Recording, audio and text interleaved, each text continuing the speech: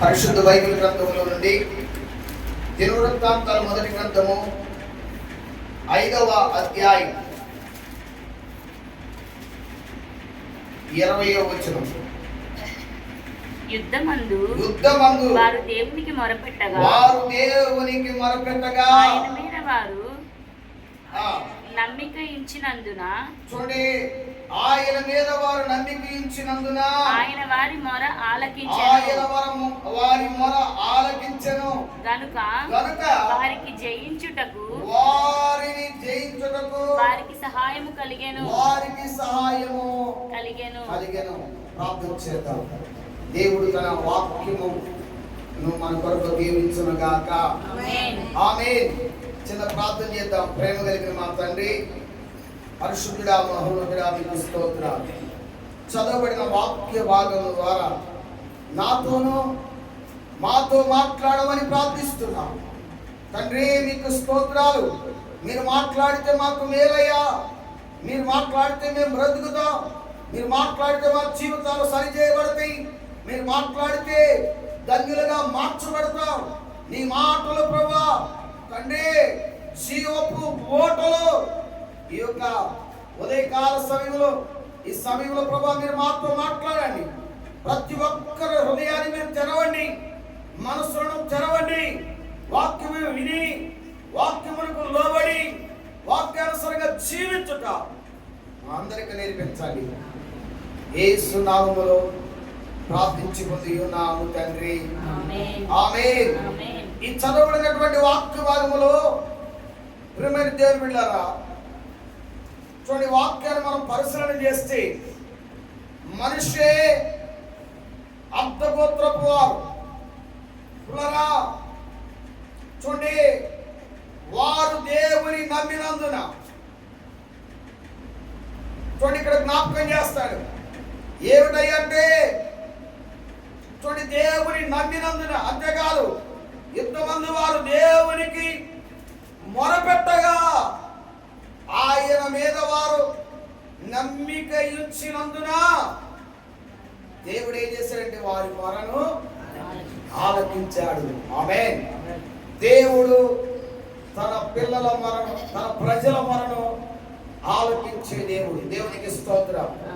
నమ్మిన ప్రజలు, దేవుని నమ్మిన ప్రజలు ఏం చేయాలి అంటే, పిల్లల జీవితంలో చూడండి, ఆనాడు మనుష్యే, చూడండి అర్ధగోత్రపు వారు, పిల్లల మనుష్య గోత్రికులు ఎదురైనటువంటి సంగతులు, ఎదురైన అనుభవాలు, యుద్ధాలు, ఎదురైనటువంటి పరిస్థితులు ప్రియమైన దేవుళ్ళు ఆలోచన చేస్తే చూడండి, ఆ సమయంలో వారు దేవునికి మొరపెట్టారు. ఆమేన్. మన జీవితంలో కూడా ఎన్నో యుద్ధాలు ఎదురవుతూ ఉంటాయి. మన శత్రువు ఎవరు? ఈ లోకంలో మన ఇంటి పక్కన వాళ్ళు, ఏమండి మన ఇంటి వెనకమాలోళ్ళు, మన ఇంటి ఎదురోళ్ళు కాదు. చూడండి, మనకి శత్రువు ఎవరంటే అపవాది, సాతాను. కాబట్టి మనం ఏం చేయాలి? సాతానుతో ఎప్పుడు పోరాటం, అదేనండి యుద్ధము. అయితే మన పక్షమున ఉన్నవాడు, చూడండి లోకంలో ఉన్నవాడి కంటే గొప్ప దేవుడు, బలమైన దేవుడు, బలవంతుడైన దేవుడు. దేవునికి స్తోత్రం. ప్రియమైన దేవుని బిడ్డలారా, చూడండి వారు యుద్ధమందు నిలిచినప్పుడు ఏం చేశారండి? దేవునికి మొరపెట్టారు. మనం ప్రతి సమయంలో మనం చేయవలసిన పని ఏంటో తెలుసా? కష్టం వచ్చినా, కన్నీరు వచ్చినా, వేదన వచ్చినా, బాధలు వచ్చినా, సమస్యలు వచ్చినా, శోధనలు ఎదురైనా, ప్రతికూల పరిస్థితులు ఎదురైనా, కష్ట నష్టాలు ఎదురైనా, మనమే ముందు నిలిచి హాయని పిలిచిన మనం చేయవలసిన పని ఏంటో తెలుసా?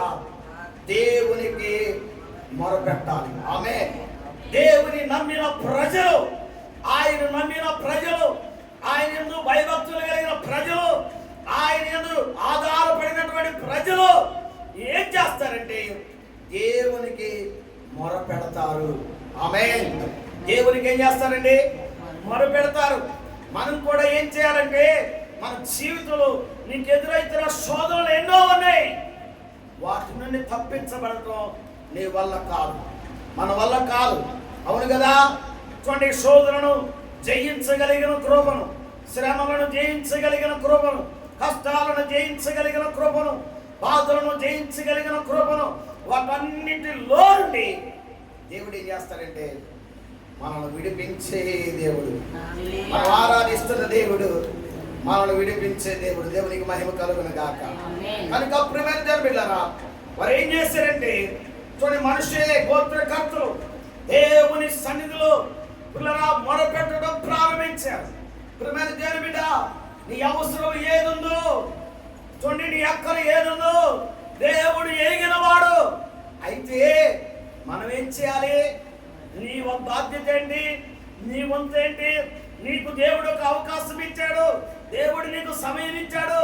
దేవుని సన్నిధిలో దేవుని పాదాలు పట్టుకోవడానికి, దేవుని పాదాల దగ్గర ఆయనతో మాట్లాడుకోవడానికి, అర్థించడానికి దేవుడు మనకి సమయాన్ని ఇచ్చాడు. దేవునికి స్తోత్రం. జయించగలిగే కృపను దేవుడు ఇచ్చాడు. ఆమేన్.